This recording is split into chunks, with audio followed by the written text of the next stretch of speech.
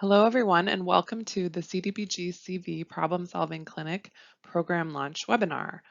Today's Problem Solving Clinic mostly is composed of one-on-one appointments between technical assistance providers and grantees that have requested them, but we're going to start off with this webinar just to provide an overview of the CDBG-CV program and give some ideas on what you can do with your funds at this moment in the pandemic.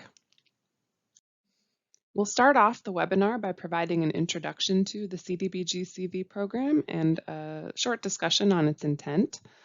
Then we'll talk about CDBG national objectives in the context of CDBG-CV. We'll cover some eligible activities and give some ideas of specific program design that might make sense at this particular moment of the pandemic.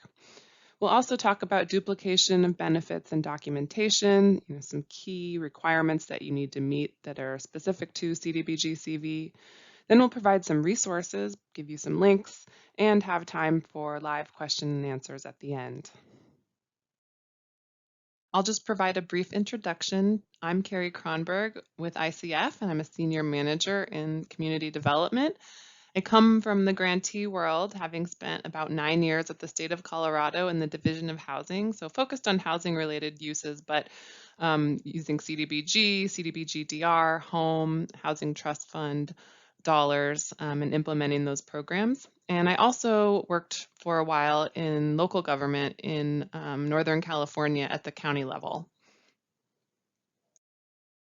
With that, let's go on to understanding the CDBG-CV program.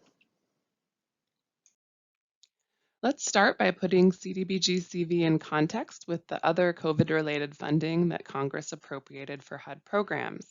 So CDBG-CV was part of the CARES Act, and the purpose of that was to provide emergency assistance and health care response for individuals, families, and businesses affected by the 2020 coronavirus pandemic. Of course, the CARES Act was a lot more than HUD funding. This that you have here is just HUD's picture. And the CARES Act was signed March 27th of 2020, so the funding has been out there for a little bit more than a year. And then March of this year, March 11th, 2021, President Biden signed the American Rescue Plan Act, where the intent was to provide additional relief to address the continued impact of the COVID-19 pandemic on the economy, public health, state and local governments, individuals, and businesses. And HUD funding through that statute included the Home Program for $5 billion and the Indian Community Development Block Grant Program for $300 million. CDBG CARES Act, or CDBG-CV for short, which is probably how I'll refer to this program throughout the presentation. The funding came out of the CARES Act from 2020, and as just discussed, provided $5 billion in supplemental CDBG funding. This is significantly larger than the regular CDBG appropriation, which was $3.4 billion in 2020. So states and entitlement communities that regularly receive CDBG, they're again eligible for this CDBG-CV funding, but they're receiving even more from this program than they do in a typical year. So the key intent of the program is to prevent, prepare for, and respond to coronavirus. And this is done through the framework of the annual CDBG program with a few key differences that were, well, more than a few, but key differences that were detailed in the CDBG-CV Notice of Program Rules, Waivers, and Alternative Requirements. And that was published in the Federal Register on August 20th, 2020. And that's really, aside from the regular CDBG regulations, that's your guide on how these funds can be used. And it really highlights all of the differences between the regular annual CDBG program and CDBG-CV. Since CDBG is a community supporting and strengthening program, CDBG-CV funding can be targeted to familiar CDBG uses in response to the pandemic. The Federal Register notice provides the flexibility and guidance that makes CDBG activities easier to implement in response to the pandemic. So there are some flexibilities there intended to foster the more rapid disbursement of funds into the community. So pulling this all together, as many of you know, to be eligible for funding from the annual CDBG program, an activity has to meet a two-pronged test. First, it has to achieve one of three national objectives, and we'll talk about those in a few minutes.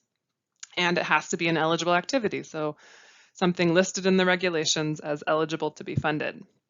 And for CDBG-CV, there's an additional requirement layered on top of that, and that's that activities must prevent, prepare for, and respond to coronavirus. Or in other words, there has to be a documented connection or a tieback showing the activity addresses the virus's impact on your community. HUD allocated the $5 billion in CARES Act CDBG funds in 3 rounds.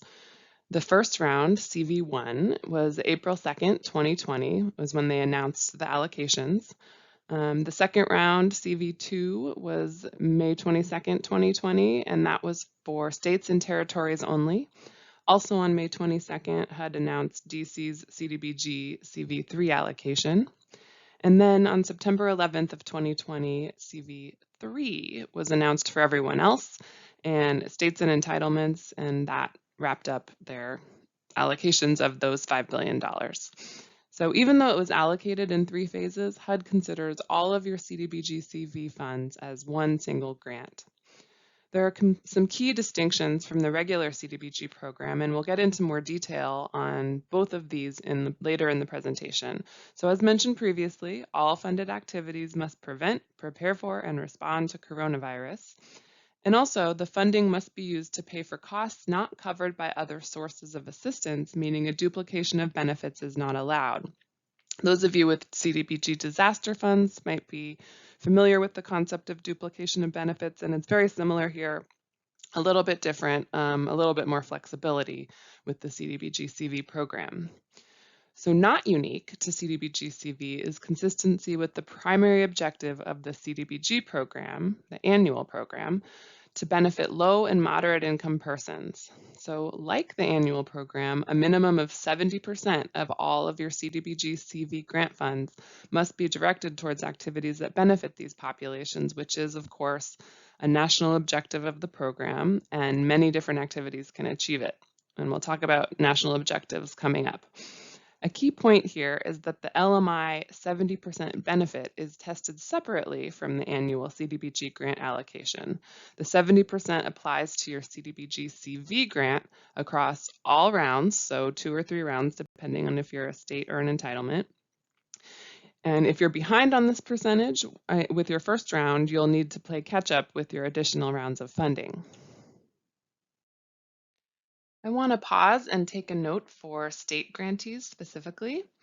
Under the regular CDBG program, states grant their funds to non-entitlement units of general local government, or UGLUGs, to carry out activities in those non-entitlement communities. So non-entitlement means they don't get their own CDBG allocation. States can't fund subrecipients or other activities directly under the annual program, and they typically can't fund activities in entitlement communities that receive their own CDBG. That is not the case with the CDBG-CV program.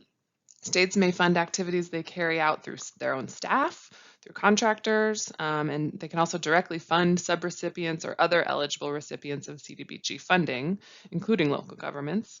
They can fund activities anywhere throughout the state, including in entitlement areas. So CDBG-CV allows states to act directly and more broadly throughout their jurisdiction. However, states must set aside at least the amount of their first CDBG-CV allocation for use by non-entitlement units of general local government. Keep in mind that states can't subtract administrative funds from the minimum non-entitlement set aside. So under the annual program, the CDBG, the state gets their CDBG allocation, and they're able to take their cut to cover their planning and administrative costs from that amount. But with CDBG-CV, the entire amount of the first allocation must be set aside, and states have to access their admin funds from the remaining funding.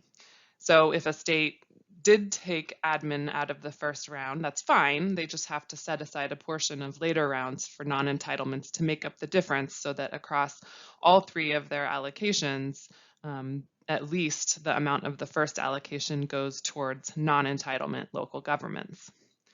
And then in addition to being able to act in entitlement communities, states can also directly fund activities in tribal areas, of course, as long as they have agreement from the tribal entity.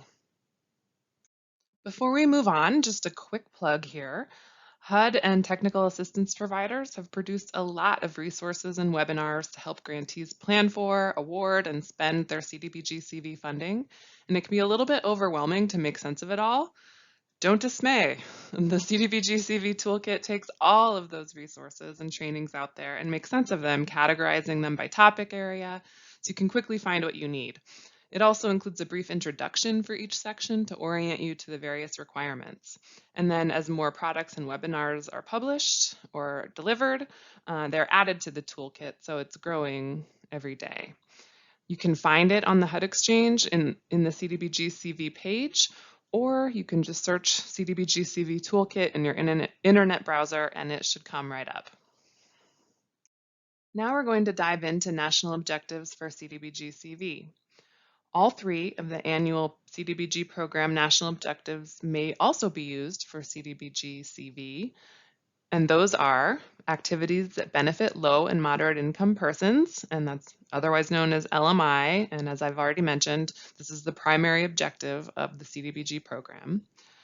Also eligible are activities that are designed to meet a community development need, having a particular urgency, and then also are activities that aid in the prevention or elimination of slums or blight.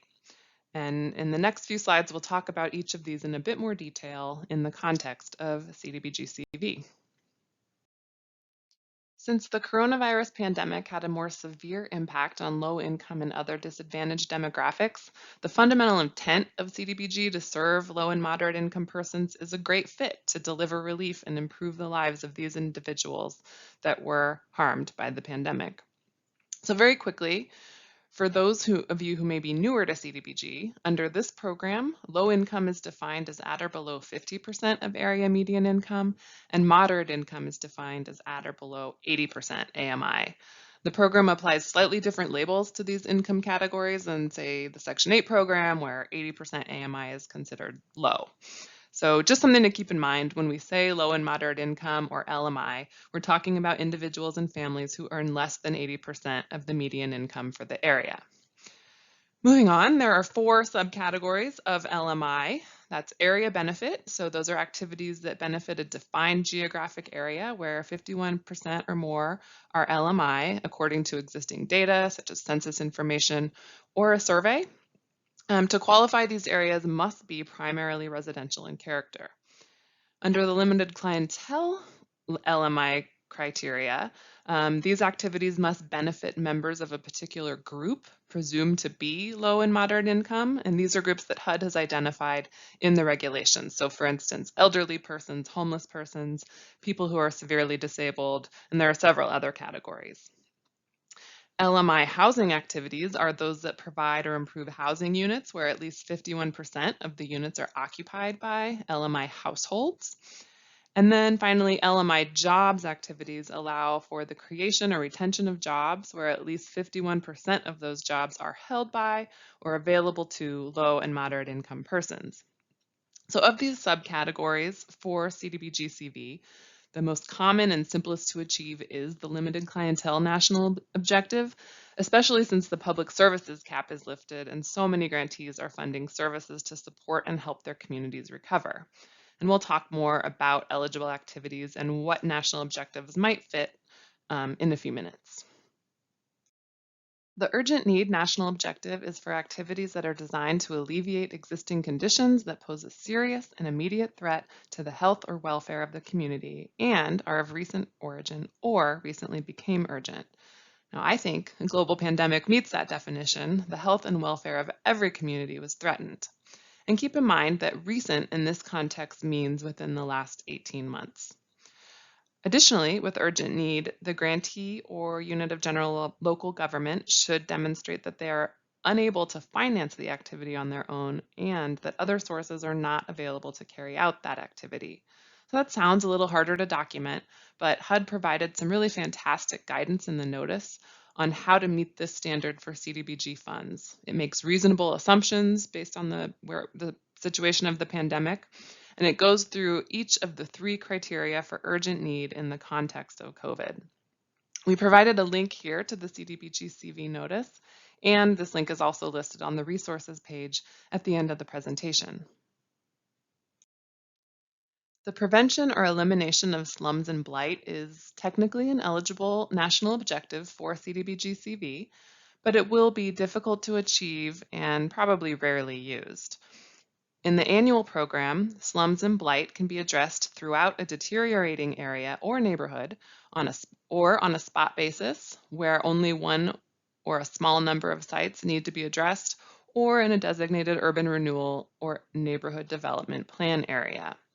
So, most of us probably traveled down Main Street or other commercial corridors in our communities in the middle of pandemic, and it was depressing to see so many closed businesses.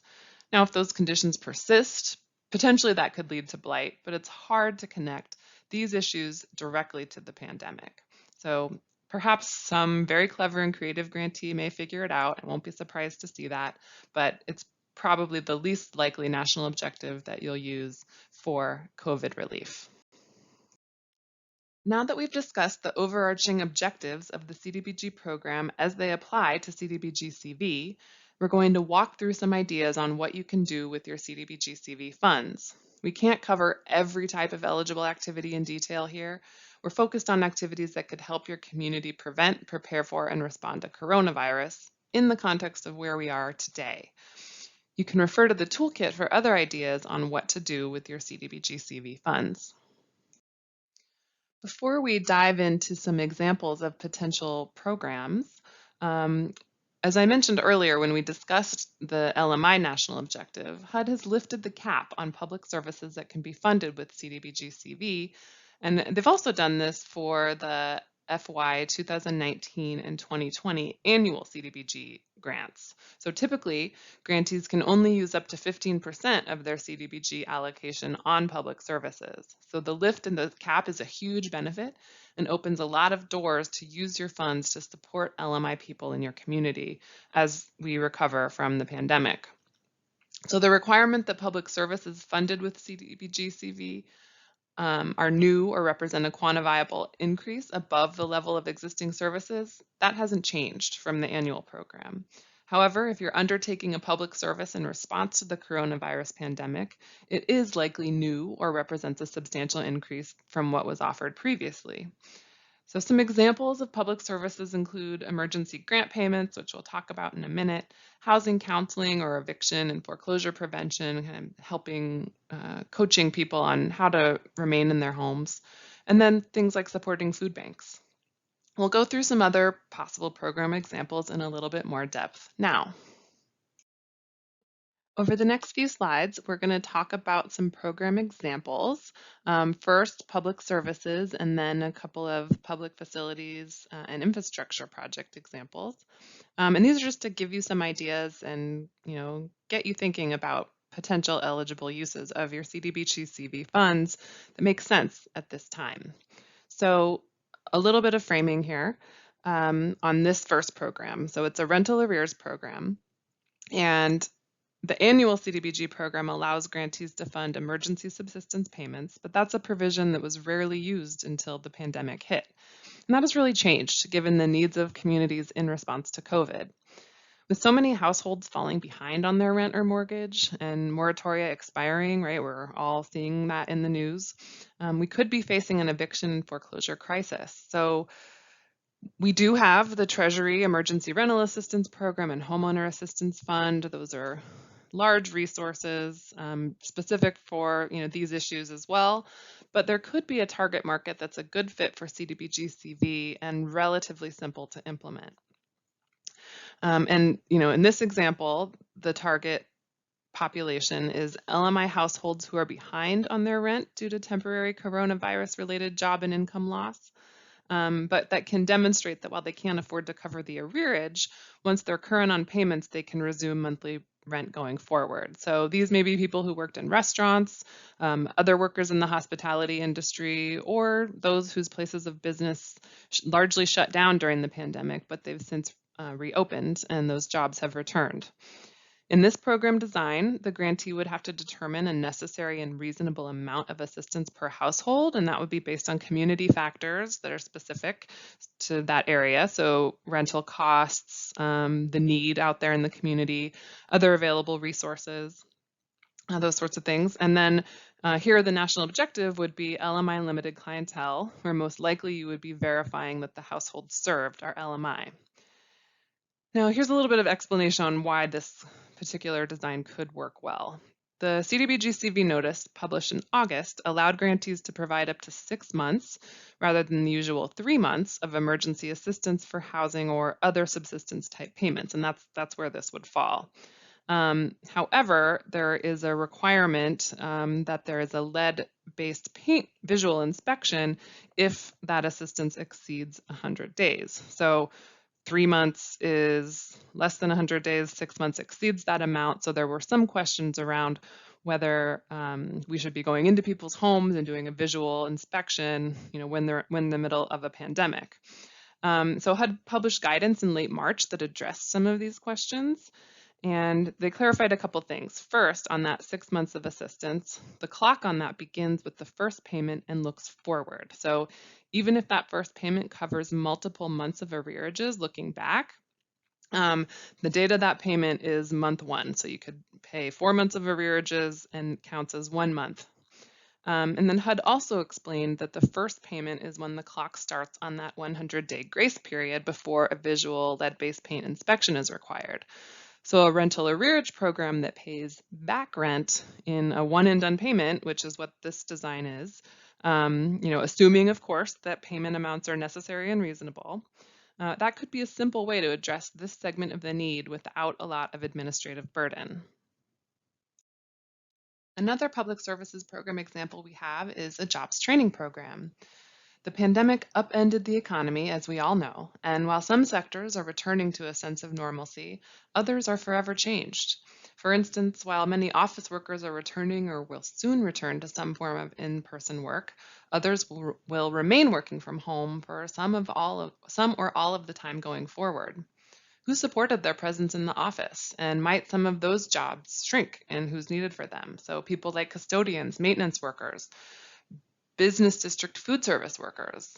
Or maybe there are just others who lost their jobs temporarily, but are taking the opportunity provided by this disruption to change their career path. So in this sample program, the training would be targeted to sectors with local worker shortages. I've spoken with some communities where a local manufacturing facility needs skilled workers. And the construction trades, they need more workers across the country to fill many jobs. So a good use of funds would be to address that mismatch in skills available and skills needed by retraining workers looking to change industries. The national objective here is low and moderate income limited clientele. So some may be thinking, wait, this is a jobs training program. Why not LMI jobs?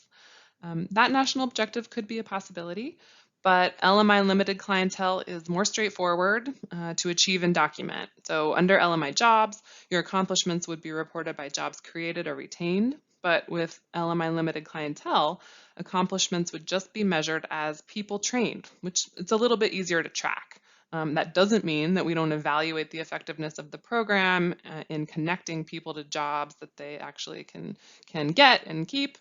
But if you run this training program and it doesn't make a positive difference in the career path of any participants, that's a problem. But using LMI limited clientele, it simplifies the required reporting to HUD. The third program example we have for public services is an after-school education program. The pandemic was extremely disruptive to the education system, particularly for children from low income and communities of color. So some didn't have adequate access to high-speed internet to attend school virtually, or there may have been other reasons if students were frequently absent or altogether didn't attend school while they couldn't go in person. We heard this from teachers, right? And without intervention, many of these students may end up dropping out of school and they otherwise would have graduated. And that's a problem, not only because of their education, but, thinking down the line of how we're setting up these children for their lives ahead. According to some studies, people who don't finish high school are 6 times more likely to end up in prison someday than those with a high school diploma. So let's try to intervene that. And this public services program example is one way that CDBG-CV could be used. So as people are able to gather again in public, this program is an in-person after-school education program targeted to elementary and middle school children in low and moderate income public school districts who fell behind in their education due to absenteeism during the pandemic. It provides one-on-one tutoring to students to help bring them up to grade level. Eligible costs are tutors and administrative staff, and then equipment that would be central to the delivery of the program. Some of you may be thinking, hey, I thought equipment isn't eligible for CDBG. And you're right, but with some exceptions. And one of those is that when equipment is essential to the delivery of a public service, it's eligible for CDBG, assuming the public service is eligible, of course. The national objective here could be LMI limited clientele, but that would require more documentation to verify eligibility on an individual basis. You can use the school district instead to qualify, and in that case, the service has to be offered to any students in the district, whether they fell behind or not. And then by limiting the service to the qualifying area, additional verification of LMI status isn't required. Our next example is for a public facilities project. In this case, it's improvements to a homeless shelter to reduce the spread of infectious disease. Congregate shelters across the country had to scale back their capacity or close altogether during the pandemic, because vulnerable people in close proximity is a dangerous combination when there is widespread circulation of a deadly virus. That put a huge strain on the homeless system of care, and admirably, many communities came up with creative temporary or even permanent solutions to provide non-congregate shelter. But what do we do with our existing shelters? We can use CDBG-CV funds to harden them, to reduce the spread of infectious disease now and into the future, and to improve their operations in general. This project example is relatively straightforward. Eligible costs include the construction of partial walls to promote social distancing, and they'd give guests a bit more privacy at the same time. Upgrades to the ventilation system are also eligible and needed, and those will ensure cleaner, fresher air is circulating through the building, reducing the spread of viruses and promoting respiratory health in general. Additionally, we could use CDBG-CV funds to construct isolation areas within the shelter where guests who become sick can stay so they can remain inside, but limit their exposure to other vulnerable people. In this case, keep in mind, because it involves construction on a public facility, there are some cross-cutting requirements we have to remember. Davis-Bacon labor standards and other construction-related requirements like Section 3 would apply here. And then finally, the national objective is low and moderate income limited clientele, and the qualifying clientele is people experiencing homelessness. Our final example is for an infrastructure project, specifically broadband. Now, as I touched on when we talked about the education program a few slides ago, the pandemic exacerbated existing inequities due to a lack of access to the internet and a new greater reliance on virtual connectivity while we all sheltered in place. CDBG can be used to expand broadband infrastructure to low and moderate income communities to reduce the digital divide. I'll note that this was one of HUD's goals long before the pandemic hit, and now we have a new resource of CDBG-CV that can be used to help achieve that objective. In this project, the activity is just that, installation of broadband infrastructure to a documented LMI community. Eligible costs could include installation of wiring and other fiber optic cables, as well as permanently affixed equipment to receive broadband access. And like the last example, because this project involves construction, those construction-related cross-cutting requirements also apply. So Davis-Bacon Section 3, once again. And the national objective here is low and moderate income area benefit because we're extending broadband to an LMI neighborhood. For more guidance on this use, you can find the Broadband Quick Guide on the HUD Exchange. This is something HUD sponsored to provide, support to you as you implement this activity. The link is here on this slide, and it's also included on our resource slides at the end of the presentation. Moving on, we're going to talk about some requirements that are specific to CDBG-CV outside of the typical CDBG program. And we're going to begin with duplication of benefits. Many of you that use CDBG disaster recovery funds or are familiar with them are probably aware of the concept of duplication of benefits.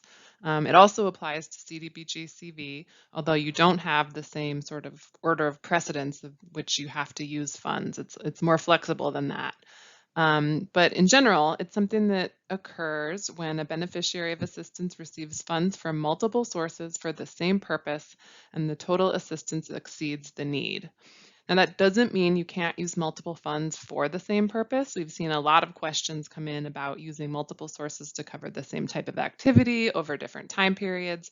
That's okay, as long as the combined assistance from all sources does not exceed the total documented need. So if a nonprofit, say, helped a family cover their rental arrears for 3 months, but they have 7 months of demonstrated need and those other 4 months aren't covered by other sources, CDBG-CV could cover the additional 4 months. So keep in mind other sources of assistance that may also cover coronavirus-related needs that you fund with your CDBG-CV and ask about those sources before you provide assistance. Another option or way to think about it is to target needs that are unlikely to be addressed by other sources. So given the range of resources out there, including nonprofit and philanthropic resources, it's difficult to state, on a webinar that applies nationally, what those activities could be. But, as a best practice for your program design in general, try to identify needs that aren't currently being met. Or maybe identify needs that might be funded by other sources, but those sources are limited or easy to identify, more readily tracked. So for instance, if you're funding a public facilities project where you're working closely with the community on financing and implementation, you're going to have a better sense of their sources and uses and more access to financial information in the long run to double check that a duplication of benefits didn't occur. So that doesn't mean you shouldn't fund activities where there are other potential sources that are harder to identify, such as, say, housing assistance when you're working directly with beneficiaries. It just means you have to proceed with greater caution. Ensure those beneficiaries understand duplication of benefits and make sure that you have strong and clear language in your written agreement that allows you to follow up and verify that a DOB didn't occur. In order to prevent a duplication of benefits, grantees should have written policies and procedures in place to follow. These should include a requirement that recipients of assistance agree to repayment if their assistance is determined to be duplicative. That can be done with a subrogation agreement or a similar clause in your written agreement with a beneficiary. You also want to establish a protocol to monitor compliance based on risk. In the last slide, we just talked about some different activities that might have different levels of risk. So which activities have a higher likelihood? And how can you confirm on the front end that a duplication of benefits is unlikely? And as I just mentioned, make sure that your written agreement gives you the ability to follow up after assistance is provided and check for a duplication of benefits. Let's walk through the process to verify that duplication of benefits doesn't occur. So you start by asking applicants to report on their application about their need and other sources received or anticipated for the same purpose. Then you use what they provide to assess that need and you do some underwriting and analyze the documentation. Make sure you have enough information to really feel confident that that you're able to determine that need. And then you ask about other sources that have been or will be used to pay all or a part of the cost. So have they applied for anything else? Are they expecting any other sources to come through? And then you use that information to calculate the maximum award, which is considered their unmet need. And then finally, you keep that calculation in your file and on a risk, in a risk-based basis, may follow up to verify that duplication of benefits didn't occur later on, that they didn't receive any additional funds later for the same purpose. So what does that look like? Let's run through a little calculation here. So we have a family that's behind on their rent for 6 months, and that rent is $800 a month, and their utilities run about $200 a month. So this is an estimate. In reality, the utility assistance would have to be based on actual costs, and this is in arrears, so they would be able to provide that information. But for the purposes of this, we're going with 200. So their monthly need is $1,000, and they're behind for 6 months. So $1,000 times 6 months is their total need, $6,000. When we asked about other sources, they reported that they are getting $200 a month from their church, and their church is able to pay that for them for 3 months of their arrearage. So we take then, do the math with the numbers we've got here. So their maximum monthly award from months 1 through 3, when they are getting the additional assistance from the church, is $1,000 per month minus the $200 of additional assistance from elsewhere, equals a total monthly need of $800 for 3 months. And then the second 3 months, where there are no other sources of assistance, their total need stays at that $1,000. So then you sum it all up. 800 times 3 is 2,400. 1,000 times 3 is 3,000. And then you arrive at a maximum total CDBG-CV award of $5,400. Now we're going to move on to documentation requirements, just first in general, and then specifically for CDBG-CV, ensuring that you document that there's a tieback or a relationship to the coronavirus pandemic with whatever activity you're funding. So as a compliance person working on HUD programs for many years, one thing I always come back to is if it's not documented, it didn't happen. Most of our monitoring challenges, both of our partners, when we were going out on site to look at files, as well as when HUD came to us, to be honest, those could be traced back to documentation issues. So with your documentation, you want to keep track of the logic and the factors behind your programmatic decisions. Your compliance checks, award determinations, everything should be documented in your file. The file should tell the story of how you arrived at the funding decision you did and how you carried it out and verified that you did it in compliance with the requirements. So you're responsible also to maintain records in your files and set up and report on CDBG-CV activities in IDIS. One documentation requirement specific to CDBG-CV is the PPR tieback. What is that? So a critical thing to document is the relationship between each funded activity and the coronavirus pandemic. So in other words, how the activity prevents, prepares for, and responds to coronavirus. So PPR stands for Prevent, Prepare, Respond. As mentioned in the beginning of the webinar, CDBG-CV activities have to meet this standard, but the relationship will vary widely, between the pandemic and funded activities based on specific impacts in your community that you decide to fund with CDBG-CV. You have a lot of leeway. CDBG is a flexible program, and in some cases, the relationship to the pandemic might not be readily apparent to HUD. So always document in the file how the projects and programs you're funding relate back to causes and effects of the spread of coronavirus. As I said on the last slide, the file should tell the story. So focus on specific documented impacts or risks to the areas CDBG-CV touches, specifically housing, economic and infrastructure projects and programs that serve LMI communities in particular. Also think about looking both backward and forward. So what are the impacts of the pandemic that CDBG-CV can alleviate or repair?